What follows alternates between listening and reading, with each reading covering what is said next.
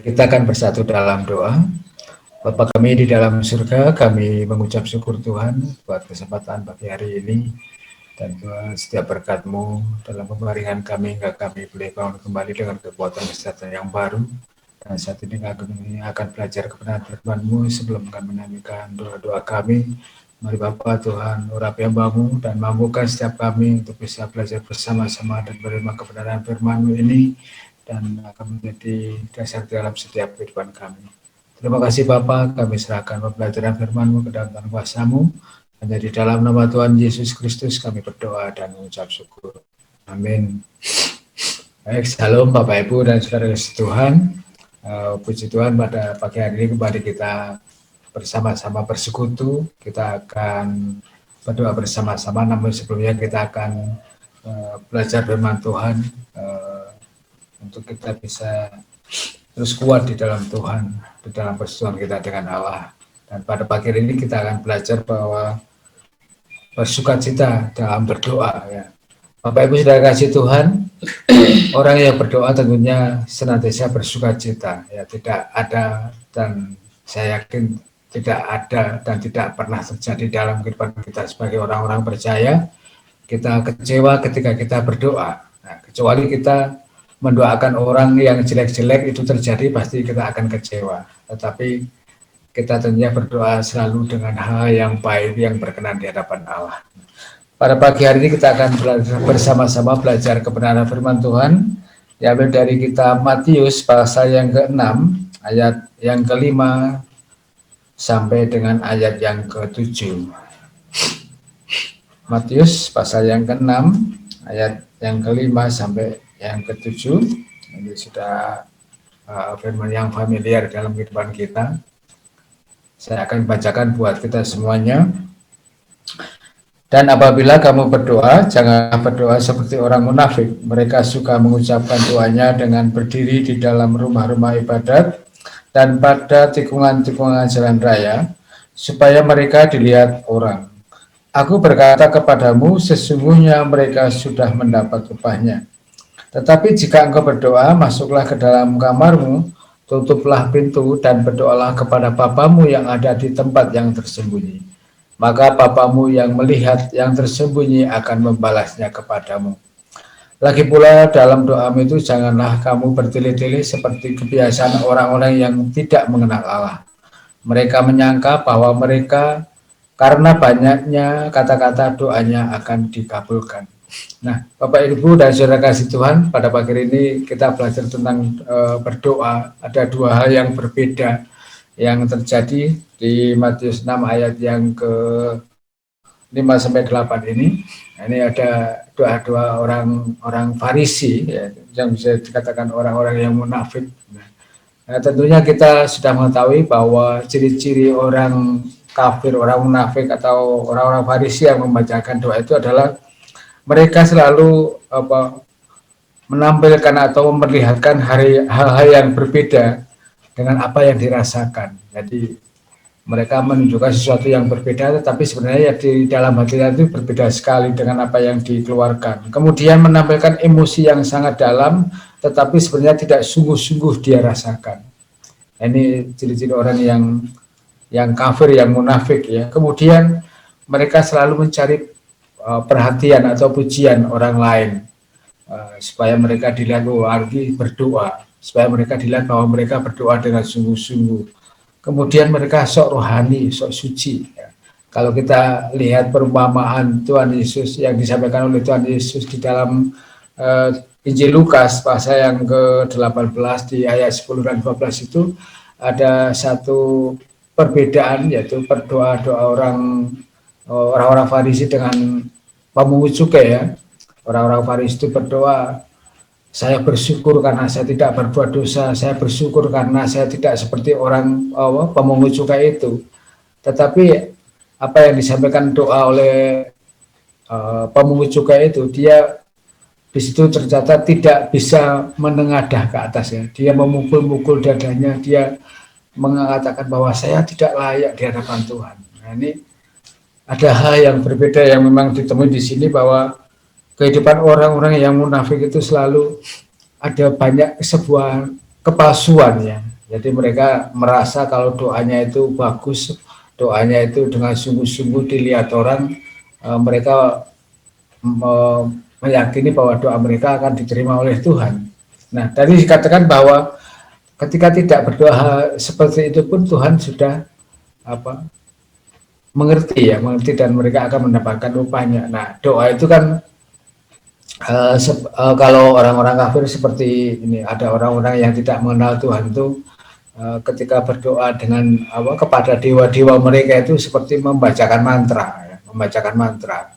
Jadi ada formula-formula yang disiapkan, ada kata-kata yang disiapkan oleh mereka orang-orang yang tidak mengenal Tuhan itu.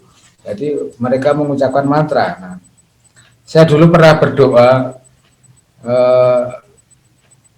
waktu saya masih belum percaya kepada Tuhan.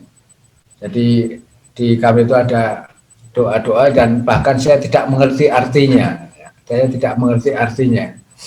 Memang itu seperti mantra ya, seperti orang-orang yang istilahnya jual jasa mulutnya, orang-orang yang tukang sulap, tukang jamu ya, biasanya kan banyak mantra. Nah, saya mengutip salah satu mantra ya orang yang mengadakan sulap, Bapak Ibu Saudara.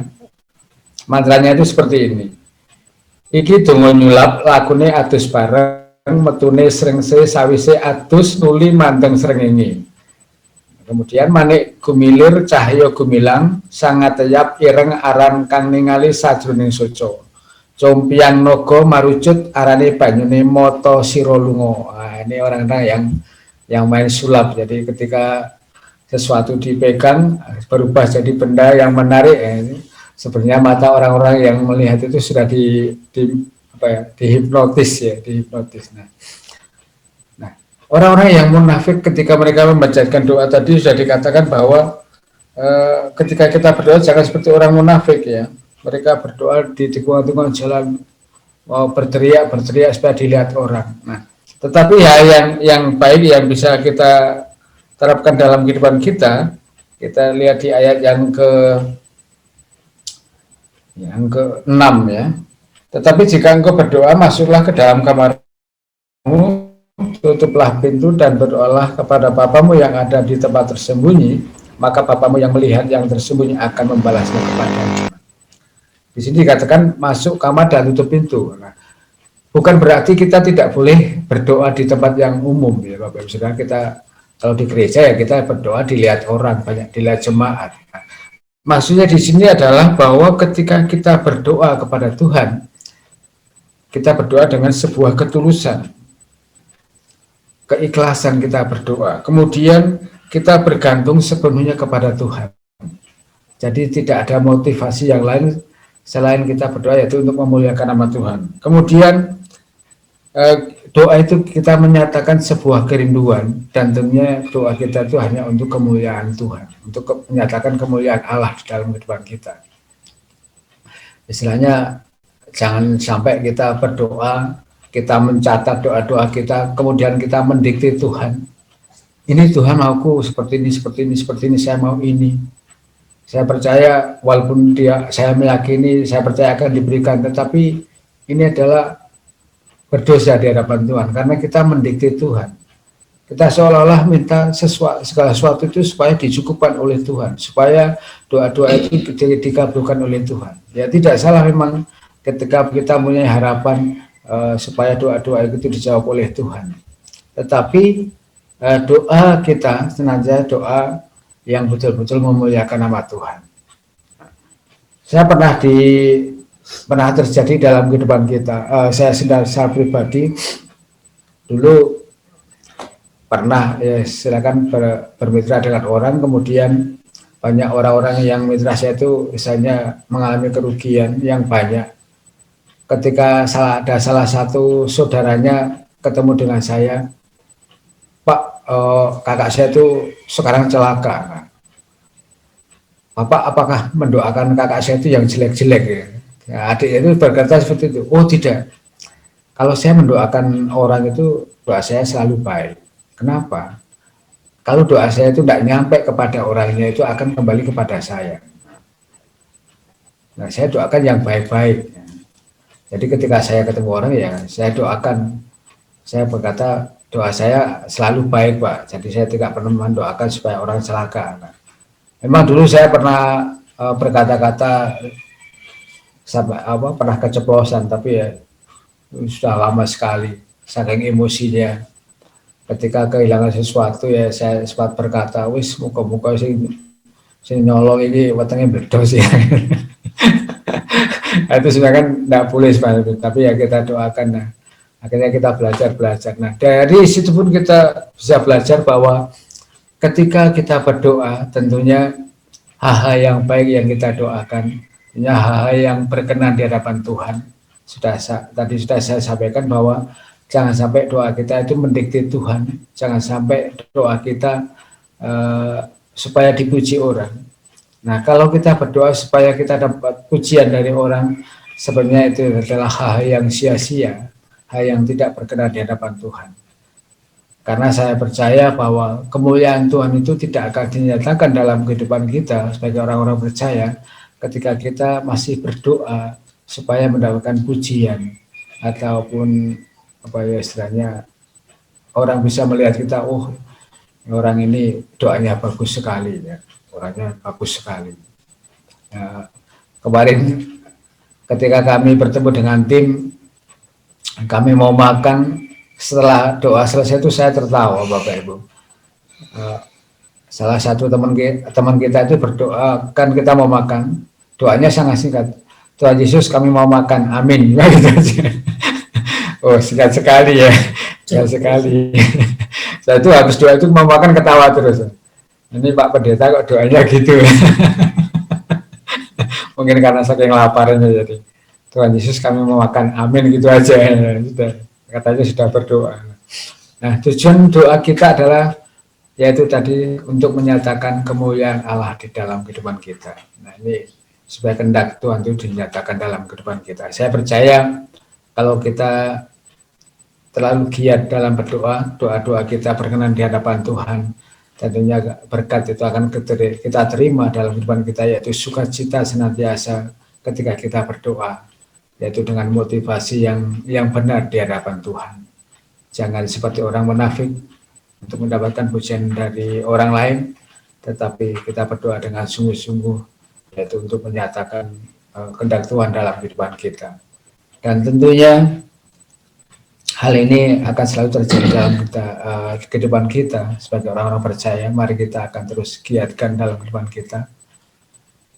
Walaupun kita banyak kebutuhan, banyak pergumulan, ya kita doakan dengan sungguh-sungguh. Jangan pernah memaksa Tuhan untuk memenuhi segala kebutuhan kita.